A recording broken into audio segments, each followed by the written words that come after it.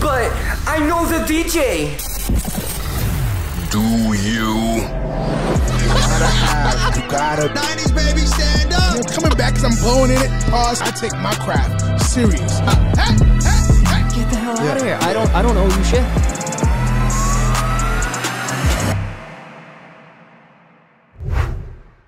Welcome to episode 96 of I Know the DJ, the original New England podcast discussing all things DJing, music, nightlife, business, and pop culture, the unfiltered opinions of host Snacks. Give me snacks, baby. DJ's Fingers and Cammy V. The Boys, full team. You know what's crazy? After almost 100 episodes, I don't have that memorized. And that's one of the only things that has been in the show since episode 1, and I still don't. Maybe I do memorize it, and I just don't trust that I remember. Welcome to episode blah, blah, blah, by Another DJ. So you're reading it every time? Yeah. Hold on. Welcome to episode 96 of By Another DJ, the original New England podcast. The original New England podcast discussing all things music, nightlife, business, and pop culture. Yeah, I got it. Yeah, you got it. I just don't trust that I have it, I guess. Yeah, I've seen you I just don't spend believe in that. I just don't believe in myself. Maybe by episode 100. Yeah, obviously, it's coming up. Shout out all y'all for tuning in. Yeah. Shout out all y'all for listening right now, for watching us on YouTube, if you're watching us on any of your streaming platforms. We're just happy that you're here, and we're happy to have this experience together. After Memorial Day weekend, how was yours? Bro, I'm beat up. I might sound a little nasally because these allergies are kicking my ass. Apparently, I look high. My eyes You look still like red. you're off the Happy Yeah. Valley. Bro, Yeah, my definitely. eyes. I got different liquids coming out of every hole in my skull. Hey, yo. Pose. What? That's mucus. It is what it is. I know that's Oh, you that's didn't awful. say. You didn't specify, buddy. Yeah, Oh. yeah, there it is. Hear that? Dude, There's a little wheeze in there. You know what's crazy? I was saying this off air before you got here, Fingers. You know how they say that every 7 years, like your body changes? You Yeah. get like new allergies or whatever. Growing up, I never had allergies. Never, bro. Like I never, like the pollen, it was never a thing to me. And I remember like in high school, like people would complain, basically how I'm bitching right now. And I'd be like, bro, you fucking pussy. And I'd be like, dude, it's the fucking springtime air. Who cares? What's up with your CMOS, bro? Starting last year, I started getting them for the first, sneezing 10 times in a row, puffy eyes, itchy eyes, mucus on the wake up. Like, Damn. yeah, bro, I'm down bad. Yeah, Hate to stay see on the it. CMOS, bro. You're not doing the CMOS? I'm doing the CMOS. I got allergy medicine and nasal spray. You know how much of that shit? $75 at CVS. Expensive, bro. Isn't that crazy? They're capitalizing. Bro. Yeah, I'm down they bad, make bro. their money. So if I'm a little nasally, that's why. They make their money, man. Yeah, man. But how are you guys? How you guys? How was your Memorial Day weekend? I'm good. My Memorial Day weekend was I took a chill this year. Mhm. I spun at La Fabrica during the weekend, and that was about it. And the rest of the weekend, I kind of spent it with the family and chilling. You know what I'm saying? I usually have a jam-packed one, and now I'm kind of picking and choosing. It's kind of different out there right now. You know what I'm saying? So it's just like there's not that much options. You know, even like the boats were kind of like, you know what I'm saying? So I was just like, I'm just chill this year. So I took the old man route. There you go. Good for you. I had a couple weddings. I had a Moxie Hotel gig, and then on Sunday, went up to Maine, visited the in-laws. Oh, yeah. Shout out Chris and Lisa. Chris, a big fan of the show, actually. Shout out Chris, man. He listens Thanks for every listening. episode. Yeah, well, he's at Really? work. Oh, yeah. Yeah. Oh, what a guy. He's like, dude, I know nothing about what you guys are talking about. He goes, but that man Fingers is fucking hilarious. A lot of people say that shit. Yeah. I just like to hear you No, yell. I'm like, God, I think Fingers is probably the most popular host of the show. because I'm unhinged and people want me to be toxic. And you're and handsome. shit. Unhinged is a great word. We need Fingers t-shirts. I would wear a shirt with just like Fingers' face. and it just says egregious. Coming soon. Panties, booty shorts, all that shit. Yo, across the Across the fucking across the vagine. cheeks. Yeah, yeah. And the vagine. Just one on the vagine. Nah, that's crazy. My tongue out. Nah. That's- Would you let that's your girl crazy. wear that? Nope. No. No, No. definitely Not not. even support your boy, bro? No. that's good. That's a negative for me, Johnny. Hey, Why didn't we sell a single one of those? That's crazy. hey, shout out to Snacks, first time on Rumba over the weekend. Yeah. Yes, yeah, let's go, dude. bro. Hitting that Shout out Latin Rumba, radio. you Yo, know there was a what time. 97.7. That was really good. There was a time where I got no Latin bookings, bro. Yeah. And I'm 100% Latino. There was a time where I was doing more African parties than I was doing Latin parties. Really? 100%. And now we're out here, bro. You know what I'm saying? That's huge, bro. You know, what y'all know. I've been doing Latin parties since day one. Yeah. Crazy. And for those who don't know, Fingers is not Latino. I'm not Spanish. I'm not Dominican. Stop saying I'm Dominican. Yeah. I'm Cape Verdean. I'm just that Okay, good. bro, it's African right? Do you consider Yeah, African. I'm African. But, you know, we got to throw that. It's like CB Cape out there. Verde and then like Madagascar, like these off of. Madagascar from Cape Verde is fucking crazy. I'm saying these like islands that are off of Africa. I get, but Madagascar, out of all the islands, he's in Madagascar? Ben Stiller is the fucking lion. That's crazy. Madagascar is a popular, there's a movie about it. Yeah, I mean, I guess. We don't got lions singing and shit. Smile and wave, boys. Smile and wave. But yeah, man, CB, shout out Rumba. I was on Rumba as well. Shout out to Rico Suave and the whole team out there. Shout out Shorty. Then we were on Jamin as well. Shout out to all the Jamin mixes and stuff like that. Five mixes last week. That's nuts. I was Crazy. tired. Grinding. Yeah. Yeah, you gotta tell the Rumba boys that I'm Puerto Rican. I definitely have 4. Just let them know. Just let them know. Just let them know. Do I hop on that? Just let them know. Just let them know. You guys know my bag. No. You know my body. You know my You know what body. I'm saying? But, you know, aside from that, man, you know, sad news. I mean, aside from that, good news, Celtics moving on to the motherfucking finals. 4 more wins. Fucking good. Pull out the motherfucking brooms and shit. Celtics back. 4 more wins, baby. It's just like, we just can't catch a break. I feel like every time Celtics does something good, everyone comes out and be like, oh, we had it easy. Oh, we had this. Oh, we had that. Motherfuckers, we lost 2 games out of 3 series. Suck my dick. All right? I don't give a fuck what y'all say. Celtics all the way. Right now, we're actually watching the motherfucking Minnesota-Dallas game right now, and Minnesota's shitting on them right now. So who would you rather have? I'd rather have Minnesota. For an easy out, I'd rather have Minnesota. For a great, like, you know, battle. Storyline, it would be Dallas. I think Minnesota has the deeper team and like the team they can match up better. The thing is I would argue that's correct. I would say the Minnesota team matchup and stylistically would be a harder matchup for us just because they got a lot of bigs that can stretch the floor. Yep. I think defensively, like, we match up a lot better with Dallas. My thing is experience, man. The experience on that team. I think towards the end of the stretch, I think we would definitely just take the same thing with Indiana. They were doing good. They did good majority of the games from like the whole game, and then towards the end. I mean, losing their best player was tough, though. I saw a wicked funny post on Per Sources. It was like, that Minnesota team built their team just so they could beat Denver. Too bad Dallas is not Denver. Yeah. I mean, people say Halliburton, yeah, cool. The last 2 games without Halliburton, definitely they felt it. But they were shitting, and not to lie, but I think it was game 2, Halliburton, 2 big turnovers, dribbling out of bounds and stuff like that. Like, he felt the pressure too. Yeah, he's young. He's 24. You know what I'm saying? They got good pieces around there. Would it be much of a difference? Nah. I don't think it would be too much. I think it would be a little bit harder, but I don't think it would be that much of a difference. They really need to win. Yeah, they do. If they don't, this is it. This is really it. Do you guys know this? I don't know if you knew this. At the beginning of the season, they started recording a behind-the-scenes documentary of this Celtics team this year. Oh God! Really? At the beginning, they've been recording because they knew. The team is so deep. Stacked. The storyline is there. You know, you got Tatum. You know, all. You know, they have to win. It's there. If they don't win, they're gonna break up. They're gonna break up the team. I think they'll go one more year. I think. Yeah, but eventually they're gonna start like seeing options of like they're gonna ship off one of them. Yeah, they would go one more year. Well, from the contracts wise, because I know Tatum's due for a contract next year. Yeah, I mean, he's gonna get a supermax. Of course, he definitely is. So then some of the cap. pieces, some of the pieces they're gonna have to move, obviously. But I don't know. I'm sure some guys would take a pay cut to try to run it back. You know what I mean? But you can't always depend on that. No, we definitely have to win that. I think we have a great fucking chance to do it. So let's go Celtics. Yo, bleed green. I know we have a bunch of listeners that are not from Boston. I know this might be a little tough to hear, but Boston is fucking up. We are the city of champions. Yeah, man. You know, Patriots took an L, but Bruins are still up.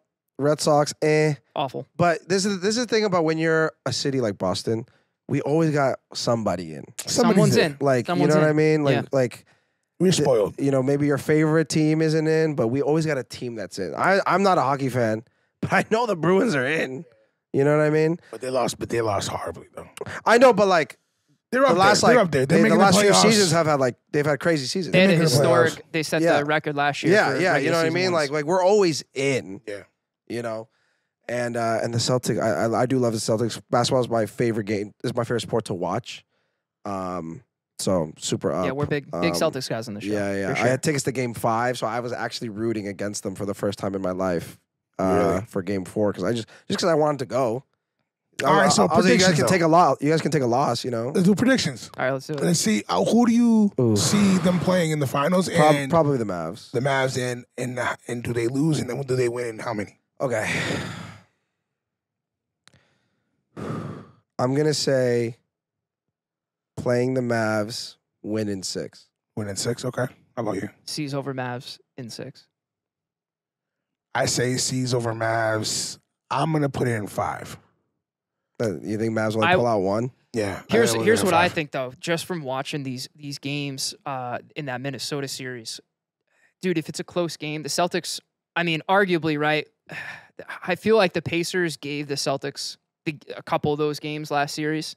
Down the stretch, they do not look great. They stop running offense. It's ISO ball. It drives me fucking nuts. But bro, if it's a fucking wall, if it drives me up a fucking wall. But if the if the Mavs keep it close down the stretch, that gets me nervous. They'll probably lose a couple of those. The Celtics, what I've seen through these series and what's been the ongoing thing with the Celtics is their third quarter play.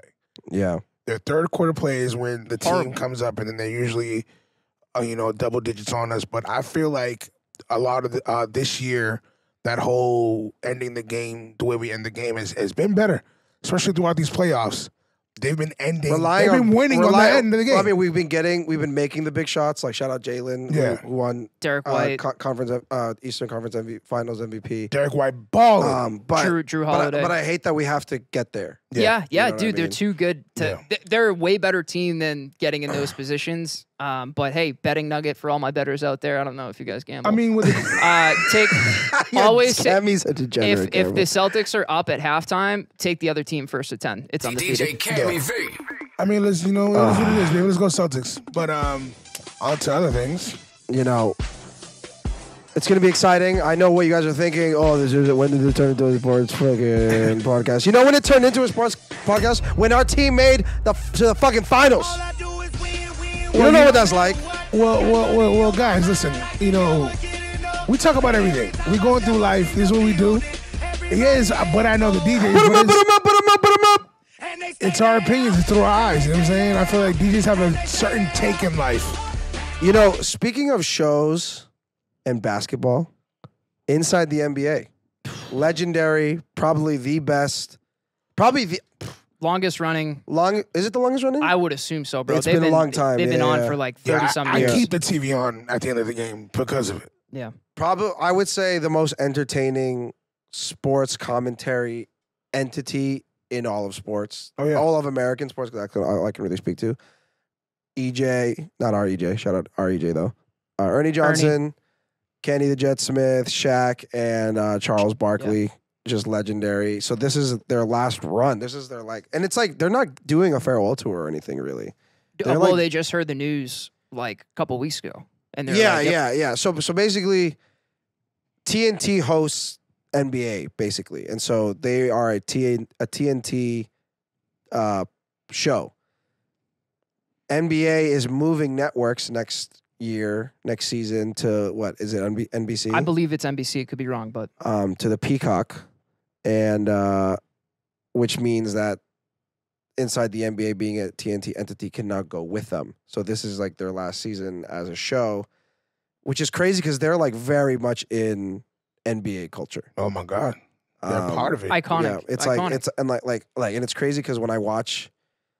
I used to be a big Stephen A. fan. Now he really annoys me now. And there's some shows that I watch and I'm like, yo, this is just nowhere close because what they have is just like natural banter and like they half the time they don't talk about basketball. Yep, 100%. And it's like hilarious.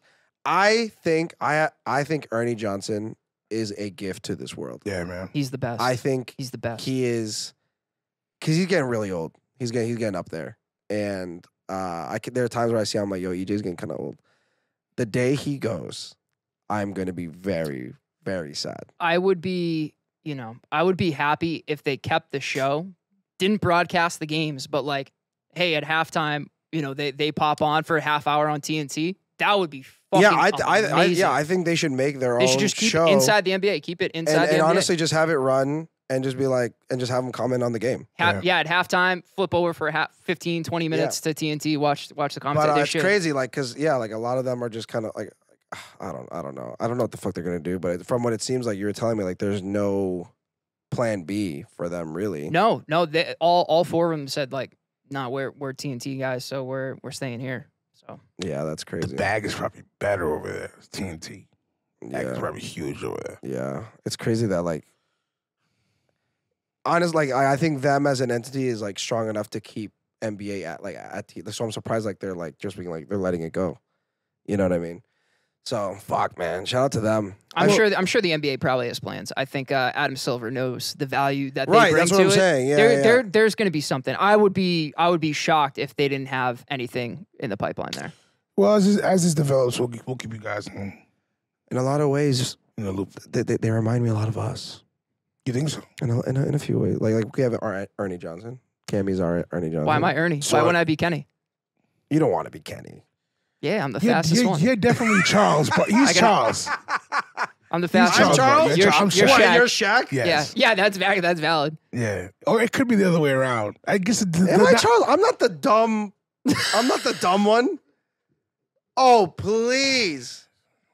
Well, if anything, I help run the show, so I'm a part of Ernie. You're closer to Ernie than I am. I probably am closer to Ernie than you are. I guess I'm talking about the dynamic. I guess they're always going back. And Oh, forth that's with true. each That's other. true. Yeah. I mean, we're obviously mixed. We're not perfect parallel to them, but so I'm probably a little bit of Ernie, a little bit of Charles. Snacks goes, yeah, Cammy's the white dude. Yeah, That's crazy. you're probably like Ernie and Kenny. That actually does make sense. And then, yeah, you're pretty much a Shaq. You're just mean. Would you ever want to bring? Shut up, Chuck. Would you ever? Yeah. Would you ever want to bring a fourth mic in here?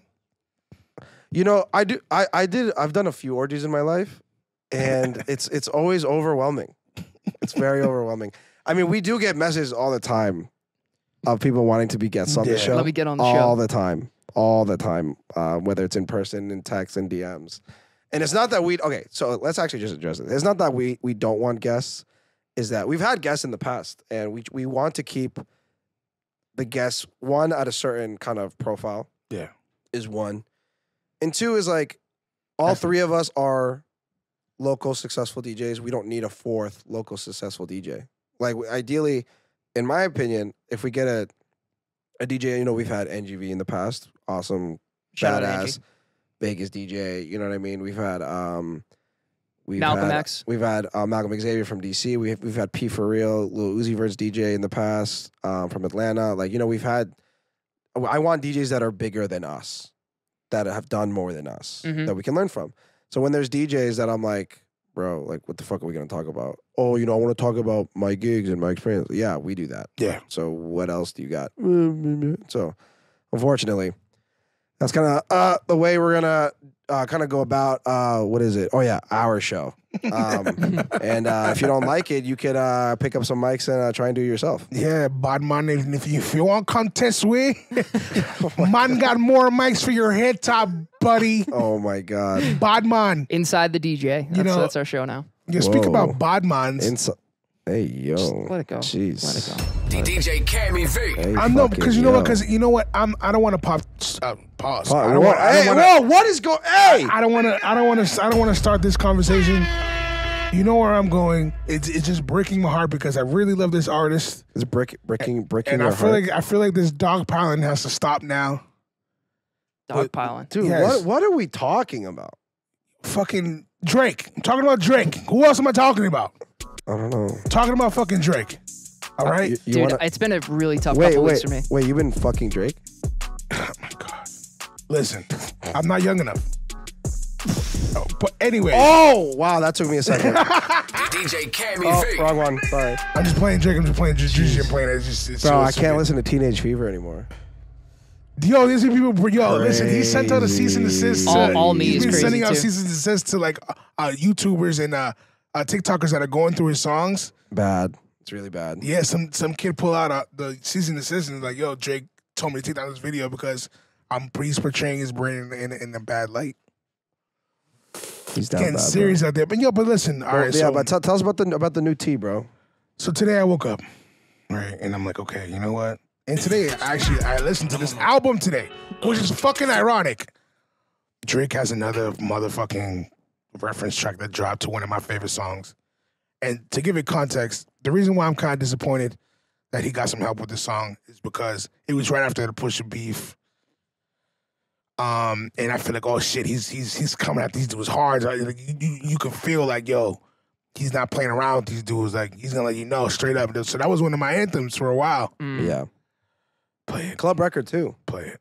Stick of these niggas, stick of these bitches. Hire a shooter, you really be bitches. And I'm on my riches. I turn up the bitch. I turn up the bridge. It is what it is, sure. Black Porsche, cause that Lambo moving fast. Watch your homie if he moving on his ass. Hold on, go. You gotta go to the drop. You gotta play the drop. We got time. Play the drop. That's the part right there. Cause I was in there, I'm like, all right, cool, whatever. I'm letting it go. And he just keeps going. I'm like, no. It is what it is. No. Fuck. Lot of ties. I don't know why. I was like, fuck. It's too late for all that hubbing dumb shit. I'll tell you my brother shit. I'm done. Even the way he wrote that was kind of crazy. He didn't even let me do shit. Bro, Vori. Yeah, I was gonna say that's not Drake's voice, is it? That's fucking Vori. Vori's a beast, bro. And listen, I love Drake as a lyricist, but now we got a question. Like, and the thing is, like, if you go to his songs, like, there's a bunch of I've seen the credits on this, and I saw Vori on there, but like. A lot of credits on that You one. can have people in the studio and be like, yo, hey, like I was in the studio the other day and I wrote a song for somebody. They were like, oh, somebody was like, oh, you should say this word here, that word here. It happens all the time. People give them credit.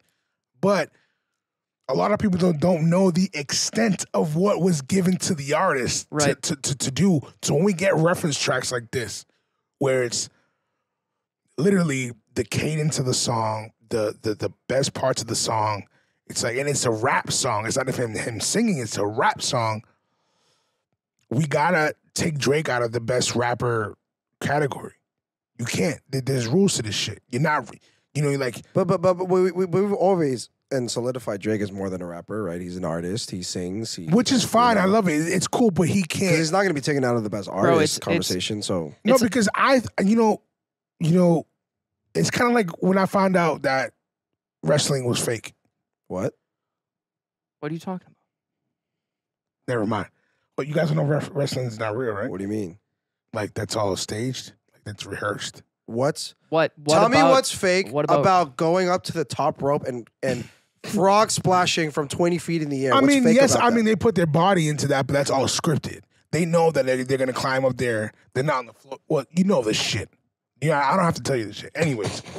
Hey, do you think McMahon, what is it, Vince McMahon? Do you think he purposely blew out both his patellar tendons jumping in that? You think that was scripted? I thought you were gonna say something else because he's on record for blowing out more than one thing. Yeah. I don't know. That shit is so funny. All these freaky parties going on. That's a crazy script, bro. But anyways, the NFL scripted too, fingers. That's my thing with it. It's just like kind of like when you find out Santa's not real. It's like, yo, damn. What? Yo, shut Bro, what are you doing? It's a family podcast. That's what it feels like to me when it comes to this Drake shit. It's like, we heard the reference tracks, but then another one dropped. Oh, yes. Sorry. And, this one kind of, it became a birthday anthem. It's your fucking birthday. And this is a party song. I don't like this song. This is a party song. And it's his singing shit, so that's fine. Whatever. Out of our control. Whatever. So what? Okay, so I get that in rap culture, and on the shoulders that rap has been built off of its lyrical ability, its rapping ability, cadence, its writing. But to where rapping is now, especially on the stage in which Drake is rapping on, what is the line between the reference track for the singing song and the reference track for the rapping song? I'm gonna say this. Time out. I'm gonna say this though. It's not that he's using reference records. Like, that's not the issue. It's the issue where he's standing on a pedestal saying, "I'm one of the best writers, if not the best writer, and I don't use ghostwriters. I don't need help." It's that. And the fact that he's using it for like hit records, that's disappointing. Fingers? Sure. I echo the same sentiment. I'm just trying to think about a way around it, and there's not. But where's that line? That line is literally is when you hear a reference track like we heard right now, and it's not Yeah, he went around and changed some words. Yeah. But it's the meat and bones of the song. But my question is, we think of a song like Umbrella, right? Yeah. Rihanna, which was fully produced and written by The Dream. Yeah. Or sorry, not produced, but it was written by The Dream. He did the reference track as The Dream Can Sing. Yeah. It's And that different, exists though. and that's out there. But my question is, one, the rules in which rap comes out with, obviously it's not, rap is now 50 years old. And there was a point where no one was going to think that rap was going to be a top genre in music, right? Yeah. So it's changed a lot, and it's changed a lot in the economy of it, the financials of it, the business of it. Everything about it has changed. Yep. Where Drake is in rap is obviously the top in terms of commerce, in terms of popularity, in terms of really everything. Where is the line between, him getting help to like continue that reign, put out the best rap records he possibly can? Similarly, the way that any singer may do the same for their hit records. Where is fine. that line? The line is there should be no other man penning your raps. No matter what level you're at. If you're going to call yourself the best rap lyricist or one of the best rap lyricists, you can never, word for word, bar for bar, my whole flow. But I think taking flows. But I think he says that because he's very confidently the most successful at it. But there's two different things. I understand that. And that's fine. I don't care. Drake, if that's your lane, then that's fine. But I think, bro, if I was as successful at rapping as he was, Kanye's my favorite artist. I would be running around being like, I'm the best fucking rapper. Kanye says it all the time. He writes all the time. He's like, yo, I don't care. Yo, go ahead, write my shit. I'm not in here to be the best lyricist. Yeah. Kanye has shown that he can be the best lyricist. Drake has shown that he can be up there too. But now you're just out of that category when it comes to best rapper. I've never put.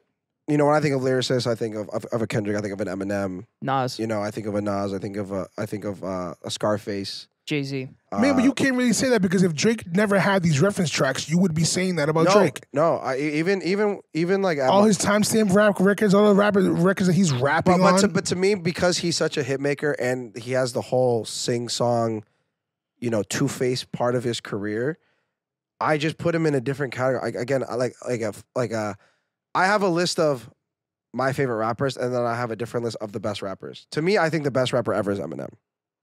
Like, I think his freestyle ability, like the fact that he can just make these really complicated rhymes, like off the top of his head, I think is incredible. Fast, slow, whatever. I think he's the best pound for pound rapper. Okay, that list looks very, very different than like who I think are like the best rappers, my favorite rappers. You know what I'm saying? Because Kanye is high on that list too. I don't think Kanye is within the top 15 to 20 of actual best rappers ever. You see what I'm saying? So that's why I've always had, I'll be like, bro, Drake fucking sings, bro. Like, I'm not going to put him against, like, even before the beef, like, I'm like, if I put Kendrick and Drake in a ring and be like, okay, 5 categories, boom, boom, boom, rap about it. You know what I mean? Like, but again, this is just me of like I said, his own lyrics coming out of his own mouth, saying that he's the best. People claim that he's the best. He is a great song maker. Yes. And that goes through getting the right writers, picking the right song to take and reference, you know what I'm saying? Like, so, I mean, he writes for other people as well. But a lot of those other songs that he's writing for people are usually R&B songs. Mm-hmm. I've only ever heard a Drake R&B reference track. I've never heard a Drake rap. And other than what he did for Kanye on 30 Hours, you could tell that was him, and what he did for Kanye on the chorus of thing, but even that was singing. So it's just like, if these things keep coming out, dude. Even what I wanted to mention too, a couple episodes I may have, Feel No Ways and Future this Sunday, like the Feel No Ways hook was Future. And like you can go look too, again, to your point fingers, you can go look, you can see that Future's government name is in there for like song credits, but like you never knew what capacity. So it's like, and I think Feel No Ways is it's fucking amazing song. That's a great Drake song. But to me, like, I don't know. I think I just have a different perspective of it, and I think again because I Dude, what are you doing today? I didn't move my hands. Yeah. You just saw that. You just started playing. I didn't move my. You saw that, right? My hands were like this. That's crazy. Run the tape back. Sorry, guys. I think I've naturally recategorized these things in my head, so I'm just so numb to when these reference tracks come out. Like I'm disappointed, I guess, but like to me, I'm just like, yo, he's an artist. Again, Rihanna, Beyonce. There's a million reference tracks of some of Beyonce's biggest songs. You know what I mean? But it's I also understand, not hip hop. I was just gonna say, but I understand the difference between I thought it was at your forehead. rapping and singing, and that they're two different genres. I get that, but to me, Drake's a hit maker. That's sure. the thing that we all categorize him as, and I'm cool with that. And I think he values hit making more than hey, I'm in the underground. But that's rapping. not what he's saying. That's Correct. that's But the again, issue I have with it. If this is the same as the DJ shit, bro, because of my career, I walk around being like I'm one of the best DJs out here. But I know. There's a bunch of table manners guys that if I go in the underground and I put some turntables in front of them, I will get fucking spanked. Yeah, for sure. You know, it's these technicalities, it's these categories, it's whatever. If I was Drake, bro, with the career that he has, I'd be walking around screaming, I'm the best fucking rapper ever, bro. Yeah. You know, like it's all these technicalities. Excuse me, allergies. I get it. You know, fingers I know to you. You have heavy rap fandom. I get it. To me, I'm just my mind is just I already categorize him somewhere else. It's even more than that because I am a song creator. Sure, that's true. I write songs for people. True. So I definitely do not. I know what it takes, and I know Drake definitely can write music. So it's just like, but if can't write songs, but it's just like now that I'm actually going back and I'm reading a lot of the back credits of the songs that I like, and it's not just him on those songs. So now I'm wondering. Yeah. Wait till all the how many more reference tracks are there out there? What's going to kill me is when all the weekend reference tracks get leaked from Take Care because that's coming. It's probably all of them. Oh yeah, and now there's another one came out that people kind of brushed under the rug was Grease. Call me. Who was that? That's some other. But that's the point I wanted to get to, right? Vori, love Vori. Not a lot of people know who he is. We probably never would have heard Mob Ties, or no one would have cared about it because it was Vori. The fact that Drake made that song, Drake made that song big. Of course, Of right? course, yeah. I mean, that's fine. That's cool. And those are great songs. That's cool. I know. Which again, it's a double-edged sword, right? It's like how much do you value good music versus the ability to make the music on your own from scratch? Yeah. It's like I said. It only changes when you're putting yourself in that category. Sure. Amen. That's the only way. I agree that's with the you, only way 100%. where it changes. Sure. And Drake is a hip hop fan. He's a hip hop huge hip hop fan. He grew up in this shit. You know what I'm saying? So it's just like. But we know especially if you followed him since the Degrassi days. Yep. That he's had boxes of books of lyrics that he's always been a writer. But again, at his stature, when you need to consistently put out the best material out. And a guy comes up to you and be like, yo, I got this song. Yeah. You should probably use it. Yeah. And it's Mob Ties. You're not going to use it? It makes me go back. It makes me go back, right? So, the Degrassi days. Whatever it takes. He went on, I even went back and I looked at the freestyle he did on, horrible freestyle. Which one? The Tim Westwood one? No. The Blackberry one? That was really bad. Well, that's one of them. I'm talking about the Hot 97 one. Which ended up, by the way, which was the lyrics to right above it. He had the. That was Tim Westwood one. Yeah. So, see, here's my thing. Yeah. So we know he wrote is right above it, right? Yeah. You can be a writer, right? And you being a freestyler is a different a different thing. Kanye does the same thing. He does his verses. Yeah, sometimes he did Gorgeous for the Netflix one. Yeah, before he dropped. He did the Gorgeous one. Yep. But it's like, yo, if you're that kind of a lyricist that we thought Drake, that we think Drake to be, I didn't think I wouldn't expect him to struggle that much to get out, to put together sentences as witty and as thinking like me. I'm not the greatest freestyler in the world. But you think Mob Ties is one of his best lyrical songs out? No. I'm just talking about him. All these reference tracks are making me go back in history and reviewing certain things a certain way. Yeah. So I went back to that moment and I'm like, if you were to be this rapper that all this stuff that you've put out, right?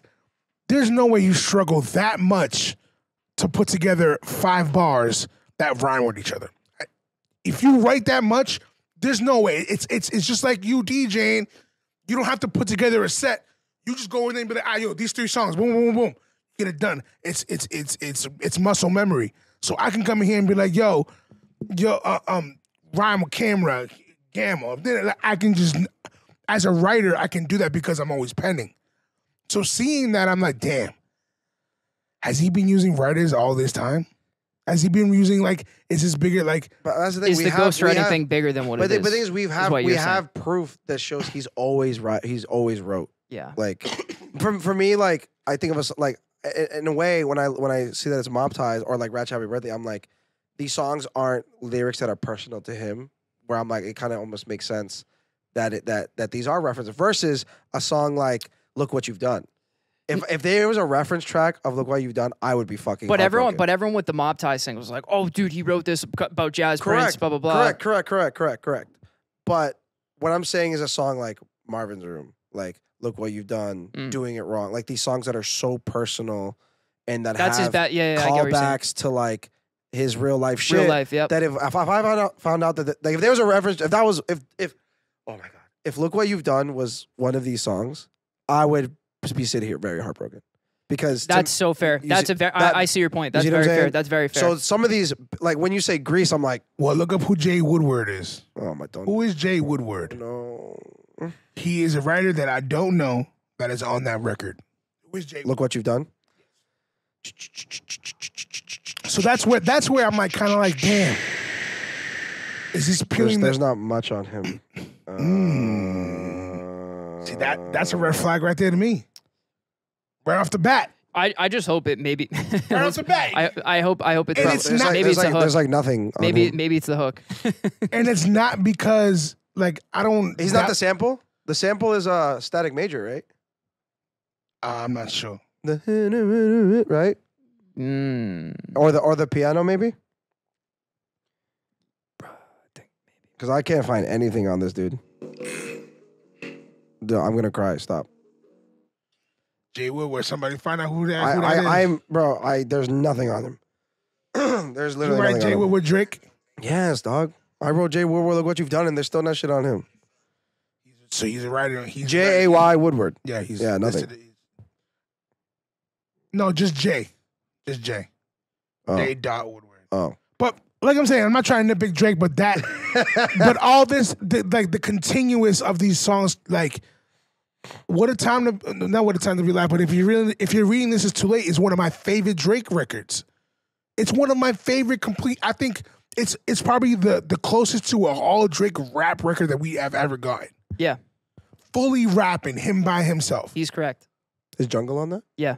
But that's one of the last songs. It's the one, right? So Madonna's on it. So for Quentin Miller to have so much reference tracks on that, off the bigger songs, that made me. I'm like, fuck. I'm like, so that's it's just like finding out your superhero. He doesn't really have superpowers. You know what I'm saying? Or it's not as big as.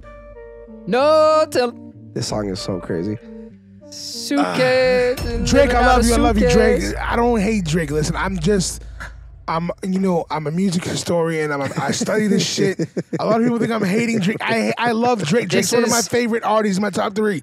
All right, I'm just I'm very opinionated and I hold my goats to a standard.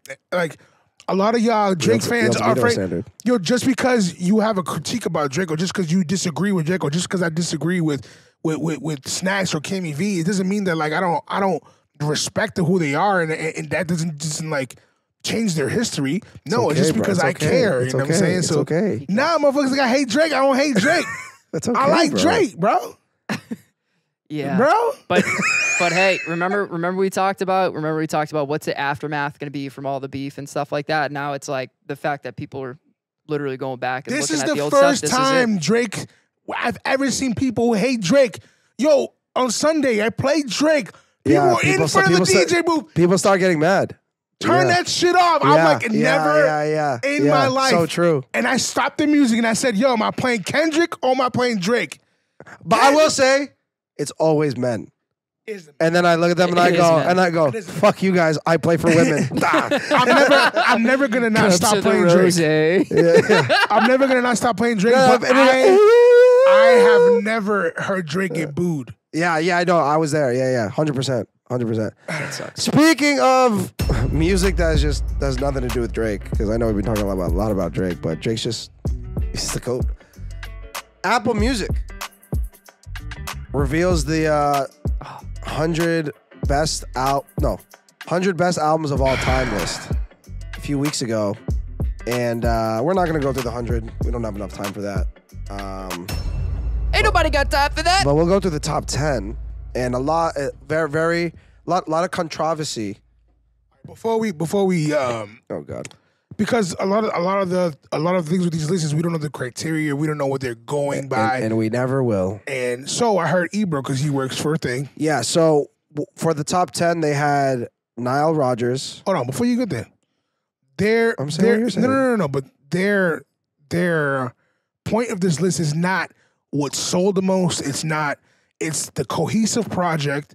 It's the songwriting. It's everything bunched up into one. So a lot of people, when they do that, they think of sales and shit. So this is basically best cohesive album, every genre. Let's go. What was 10? So with the top 10, they had special guests Nile Rodgers and Maggie Rogers, no relation. With Apple Music, Zane Lowe and Ebro, to kind of break this down. And I wish I mean, I know time is so hard, but I wish they did this for all 100. They only did this for the top 10. You've seen the list. I know Cammy has. You've seen this list. So we're just gonna pretend that we haven't done. We're just gonna go through. So basically, Apple Music's 100 best album is a modern 21st century ranking of the greatest records ever made, crafted by Apple Music's team of experts alongside a select group of artists, songwriters, producers, and industry professionals. The list is an editorial statement, fully independent of any streaming numbers on Apple Music, a love letter to records that have shaped the world music lovers live and listen in. Number 10, Lemonade Beyonce. So I think Beyonce had, two placements on the 100. The other one was self-titled, which I was shocked. Not that self-titled is bad, but I would have gone other routes with Beyonce. Beyonce's genre-obliterating blockbuster 6 album is a furious, defiant, anguished, vulnerable, experimental, muscular, triumphant, humorous, and brave. A vivid personal statement released without warning in a time of public scrutiny and private suffering. So this was, if you guys remember, it was a surprise drop in the midst of the Jay-Z fucking a white woman. Rapper's gonna rap, you know? Yo, bro, what you grinding up on a white girl in the club? Hey! Why you laughing at the white girls, bro? But Trey, you true. Yo, you know if Becky came over with the good hair. You chilling Shout Shout out to my black kings that wife and the good white girls. Yeah. Come on, man. It's all right. It's cool. Don't do that. You know, white girls need love too. They got booties now. Chanovia. They got, yo, so. They always have booties. Is Lemonade Beyonce's best record? Yes. It's very good. I said it was. Yeah. Check the tape. I said it was. I think it is too for me. Very good. Top 10 album of all time. Don't hate it, but if I sat down and really, really thought about it, I could probably put other albums out of it. But I don't hate. Gotta have Beyonce in the top. 10. Yeah. I don't hate the placement. Gotta have Beyonce in the top 10. I don't hate the placement. Yeah, no, I don't hate it either. For it being a wide genre base and not being just R&B and stuff like that, a lot of these kind of do make sense where they are, but a lot of these is like, what the fuck is going on? Yeah, this includes songs like Hold Up, Sorry, Formation. It was a dope ass album. Not my favorite Beyonce album, but gotta have Beyonce in the top 10. Yeah. 7-Eleven on there. Number 9. Whew! I think I've said this on the show before. I was happy with this. I was shocked, but I was happy. I've said this on the show before. This album is the first album I ever bought with my own money in 7th grade. Nirvana's Nevermind, 1991. Nevermind in its opening salvo Smells Like Teen Spirit didn't just mark an unlikely breakthrough for the Seattle trio, but it appended popular culture in ways never before and never since. Punk became pop, grunge become global vernacular, industry walls broken into rubble, and the lead vocalist Kurt Cobain was anointed the reluctant voice of a generation in need of catharsis, and all seemingly overnight. I wish I was there. Lost too soon. I wish, oh my God, Imagine. gone way too soon. Imagine. I mean, it's true. Like, in a time where they were a garage band. Yeah. And made this album where grunge, there's really, I'm not going to say this actually, but there's not many true grunge bands. Nirvana being the pinnacle of that. And it's true. They were the genre defining. Overnight, grunge became, the sound of rock for a decade. It had its own moment, and that's it. And they are the catalyst for that moment. So I think with all that being said, I think it's definitely deserving of a top 100. I think top 10 is pretty strong. I'm happy it's here. I love the album. To me, in my adolescence, it's done a lot. And it is, as far as a rock album, it's fucking perfect. It's like so fucking good. Like the songs in it are insane. They're so good. There's melodic. There's really, really insane, intense songs. Territorial Pissings is an insane song. And then you have... Is Lithium on there too? Lithium's on it. Breed is on it. In Bloom is one of my favorite songs of all time. Yeah. And then Smells Like Teen Spirit. I mean, fuck. Like, That's iconic. that changed MTV culture.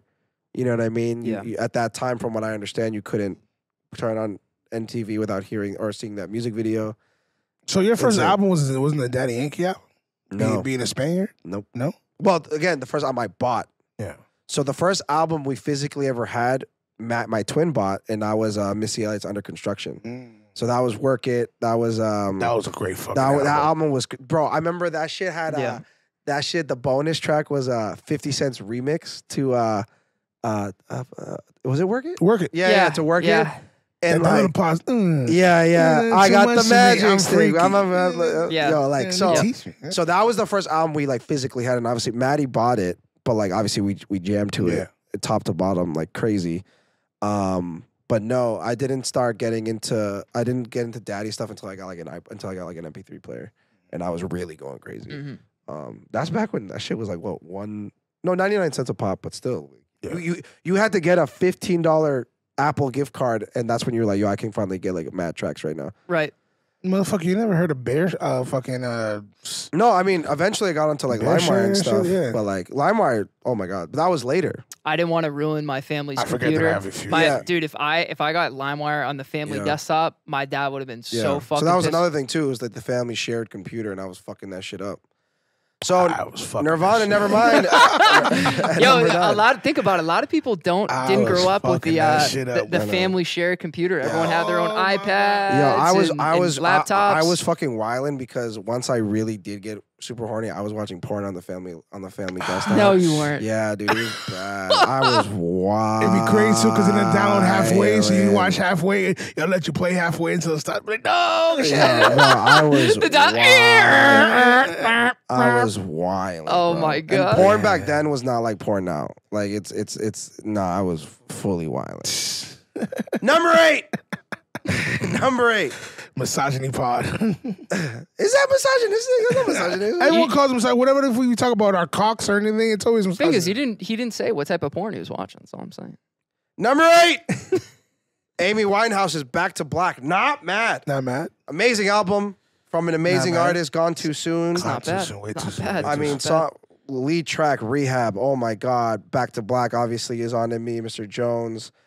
Shout out Mark Ronson. Oh my God. Amy Winehouse's presentation and otherworldly, timeless vocals make her music feel different. Not so much an attempt to recreate the past as to honor the music she loved while still being true to the trash-talking self-facing millennial she was. The sound of Back to Black might appeal to retro soul fans and jazz classicists. Wow, that's a word I've never seen. But the attitude is closer to rap. Yes, she was funny, but she wasn't kidding. Not mad at it. Solid. Not mad at it. Number 7. This is where shit got a little funky for me. Number 7 is Kendrick Lamar's Good Kid, Mad City. Kendrick Lamar's sophomore album, Good Kid, Mad City, is one of the defining hip-hop records of the 21st century. West Coast hip-hop elders like Snoop Dogg and Dr. Dre anointed Lamar to carry on the legacy of gangster rap, and the legacy of this album is a crucial example of American storytelling that established the future Pulitzer Prize winner as perhaps his generation's most accomplished writer. Here's what I gotta say. Personally, Good Kid, Mad City is my favorite Kendrick Lamar project. It's mine too. It's an amazing project. It is. Ton of replayability for me. So much. Bro, hits. It is a perfect album. It is a perfect album. No throwaways. No throwaways. The issue is, I know a lot of Kendrick Lamar fans would not agree with that statement, and they would say To Pimp a Butterfly is his best project. Yes. To Pimp a Butterfly did not make it on the top 100. Correct. So this is where was my Dark Twisted Fantasy at? it was like 27. Any rap album, above my Dark Twisted Fantasy is fucking egregious. This is where the list discrepancies come in with they wanted to pick young people to do it too. They didn't want all old people. I get it. Let's be inclusive. But this is where experience, this is where living. You didn't live through all that shit. You didn't live through the Kanye West. Like they had Billie Eilish over there. She didn't live through the fucking Kanye West shit. Voting. She didn't live through none of that bullshit. You 25, 23. You didn't live through that shit unless you went back and you experienced that shit. Historian. There's times where like just so I can understand what happened at that time, I'll go back and I'll listen to interviews in that era. I'll listen to commercials and how they marketed just to feel what it felt like. Like I wasn't around for Thriller, right? You know, I wasn't there for it. So I went back and I looked at just how things were rolled out, how they put out the songs. Thriller I think was the fourth song they dropped. They didn't even want to drop Thriller. They didn't even want to make Thriller. They didn't want to make that video. What was it, Starlight? Starlight. They didn't want to make that. They didn't want nothing to do with that shit. She's like, no, we're doing that shit, bitch. We're dropping that.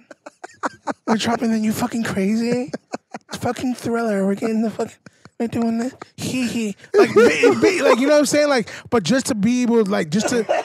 That's how you. That's how you can fully grasp what an album has done in society. If you just be like, yo, no, I didn't really. Come on. Okay, hold on. So that's recency bias. So is this? That's what it is. They dropped the same. Fantasy dropped what? 2012, 2013, 2012, 2011. No, that was Watch the Throne. 2012. It's not recency bias. No, it was before that. It was before Watch the Throne. I think it was 2010. What am I confusing it with? You're confusing. 2010. You're to Good Then Kid, Watch the Mad Throne. City, Yeezus, and Nothing Was the Same came out in the same year. Okay, so maybe you're right. All right, my point. Ignore that point. It was not a point. Are you mad that Good Kid, Mad City is this high, or are you mad that My Beautiful Dark Twisted Fantasy is not as high as it should be? I'm mad that Good Kid is that high. So you're mad at both? It shouldn't be top 10. Okay. And Kanye West should definitely be top 10. Okay, fine. Kanye album should be top 10. A Kanye album should be top 10 all the time. Okay, hold on. We're talking about Kendrick right now. So, very similar to Cammy V. This album is fucking incredible. The storytelling is insane. Amazing. I remember at this time when this shit dropped, I was like, fuck, I might be a huge Kendrick fan. And then he got all fucking... jazzy. You know, he got all history teacher on us. Which is fine.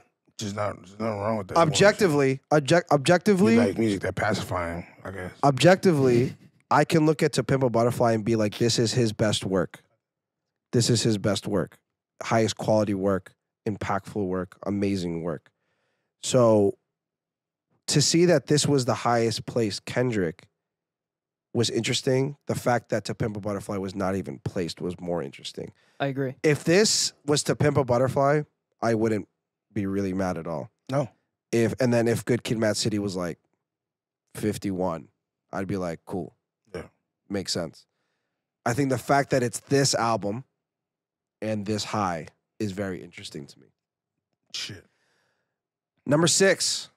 Stevie Wonder's Songs in the Key of Life. Oh, Love in it. 1974, Love Stevie it. Wonder was the most critically revered pop star in the world. He was also considering leaving the music industry altogether. So when Songs in the Key of Life was released 2 years later, demand was so high that it became, at the time, the fastest-selling album in history. The album, which runs nearly 90 minutes, is effortlessly melodic, broad in scope, and deeply personal. Sonically, culturally, and emotionally, Songs in the Key of Life is much more than a gigantic collection of songs. It forms an entire worldview. This has leading record Loves in Need of Love Today. This has Sir Duke on it. This has I Wish in it. This has Isn't She Lovely in it. This has so many. First of all, Stevie Wonder just doesn't make bad music. Legend. He just makes Legend. really good music. Legend. And then this has multiple timeless. You're gonna hear them. You're gonna know them, even if you don't know that you know them. Yeah, songs. I heard that before somewhere. Stevie Wonder's just one of those artists. I will never be mad at a high Stevie Wonder placement. Number 6. Whew, this was another one. Number 5 is Frank Ocean's Blonde. What the fuck are y'all thinking? I thought that was What crazy. the fuck is wrong with That was that? a crazy high placement. Though Blonde packs 17 tracks into one quick hour, it's a sprawling palette of ideas, a testament to the intelligence of flying one's own artistic freak flag and trusting that audiences will meet them where they're at. And they did. And Ocean established himself as a generational artist uniquely suited to the complexities and convulsive changes of the second decade of the 21st century. Over Confessions? Over Off the Wall? Over... What are we talking about here? So I think... I'll let you go. So I'm a big Frank fan. Yep. Love Frank. I think his concise catalog is legendary. I think the fact that he is revered as very much godlike, despite the concise catalog, is just a testament to his ability, his writing ability, his singing. I, for some reason, will always like Channel Orange more. And But that was a That was mixtape. my point. Is that the thing? No. Which Oh, one was sorry. it? Yes. I think that's why they didn't put it So, on which it. is fine. That's a good point. To Nick, me, 'cause Channel Orange is just, I think it's just the time. It's Shit, bro. That classic. the same argument I had for Good Kid, Mad City and To Pimp a Butterfly, I have for Channel Orange. Yeah. And Yeah, exactly. So, but the thing Blonde. is, Blonde. So, Blonde. I remember when Blonde came out, I was super excited. The rollout was a lot, and I remember at first listen, I was disappointed. same. Over time, it has aged amazingly. Same. It is aged to perfection. And a lot of youth, a lot of like Gen Z, like love this album. It's all over TikTok, multiple songs. It's aged really great. I think it's going to be one of those albums that we talk about, honestly, similarly to like the Stevie Wonder album, that it's just it's gonna live a long time. Mhm. It's songs that are very, very timeless. Like I think of a song like Ivy and Pink and White. Those are songs that you cannot put a date on them. Nikes. All that being said, number 5 was very surprising to me. I can't label it as an R&B album, so I can't compare it to a Confessions. That's not even a top 20 record in me. It's not. But I think It's not. I think Frank, his fandom, his godlike presence, No, the people that were in that push room, this album, the people in that room voting, push this album higher than it probably the needed to people be. that was in that room voting pushed this album to where it should have not been. Sorry. So where would you have put it? Not top 20. Okay. Not top 20. There's a lot of records in the bottom. When if you go through it, you'd be like, what the fuck? Over Blonde? I would have put it top 15. If it was top 15, I would have been like, yeah, for sure. Yeah. This was when I first saw this, I was like, this is just interesting. Yeah, little high. Little high. Love Frank. Especially when you put it right next to number 4, which is Prince and the Revolution's Purple Rain. When we talk about iconic, when we talk about generational talents, it starts to, you start to look at it in a different way when you start seeing what's around it. You know what I mean? Again, it's in between Stevie Wonder and Prince. Yeah, exactly. Which again, we'll see in 15 years. We'll see how we look at Frank. Well, you know what I mean? Again, I think he's fucking incredible. I love Frank Ocean. But yeah, man, I don't know. Purple Rain, man. It's just in the wrong place. With Rain. with half of its track list comprising of top 10 singles, this soundtrack is what truly turned Prince Rogers Nelson into one of the most instantly recognizable and distinctive pop artists ever. Fucking love that album. Prince often drew comparisons to Jimi Hendrix for the way he mixed music that felt black and white, sacred and profane. The reality is that he had no precedent and no comparison now. So true. That's so true. That's very true. Yeah, I think That's a great description. not much more else to say. I think Purple Rain is definitely a top 5 album Properly of all time. properly placed. Number 3, I mean, fuck, the Beatles' Abbey Road. Not surprised. No. Not surprised. Had It to has be to. The Beatles got. I think the Beatles had 3 placements here, maybe more.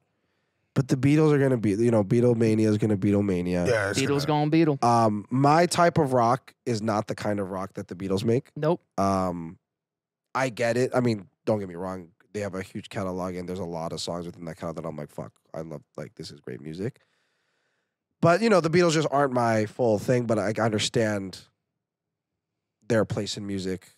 Beatlemania was just something I probably will never understand and experience just because I wasn't there, and now I'm a child of the internet and yada, yada, yada. Beatles, Abbey Road, number 3. Almost there, guys. Number 2 is Michael Jackson's Who's it, Fingus? Thriller. Fingus, who is it? It's Michael Jackson, but to come behind it's about to come behind, it's pretty fucking crazy. Well, I wanted you to talk like talk like Michael for this. Give me the. It's me, bitch. I told you. Like, it's Michael. I just want to let you guys know that none of you guys can fuck with me. I don't touch kids. Okay, enough. We're done. Cut the mic. There are a few pop albums or even works of art that denote a wholesale shift in time and space the way Michael Jackson's Thriller did in 1982. No, Drizzy. It did nothing less than define the modern pop blockbuster and redefine the scope and reach of music. 7 out of its 9 original cuts were top 10 singles, and it became one of the best-selling albums ever made. I mean, I think before I looked at the list, I was like, Thriller's number 1. Like, I said the same thing. I thought this number 2 album was the number 1. It saved the fucking music industry from fucking tanking. How? I understand how good this next album is, the number, but why? It has probably one of the craziest 5-song runs.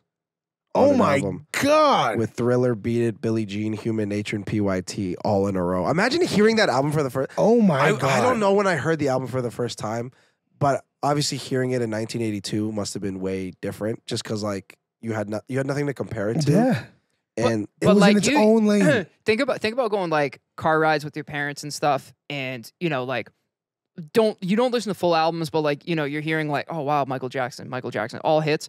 Mm-hmm. Imagine that, like, on one project. Yeah, it's like this is his new drop. Yeah, and you're just listening to it, and you're just like, you hear Thriller, and you're like, wow, and then the next one, doom, and you're just like, yeah. Then into Billie Jean, into Human, into P. White, like, and oh just my like God. Just like to see. That's probably how I felt when I first heard Fantasy. Like if you want to watch documentaries, watch all the documentaries on that album because you will be wowed at just the process and how long it took, the productions, the Mike Swedeen, which was his engineer, and how he would keep Michael on a wooden platform and they would record his leg stomps and his spins and stuff, and how it's embedded in the music. You can hear that.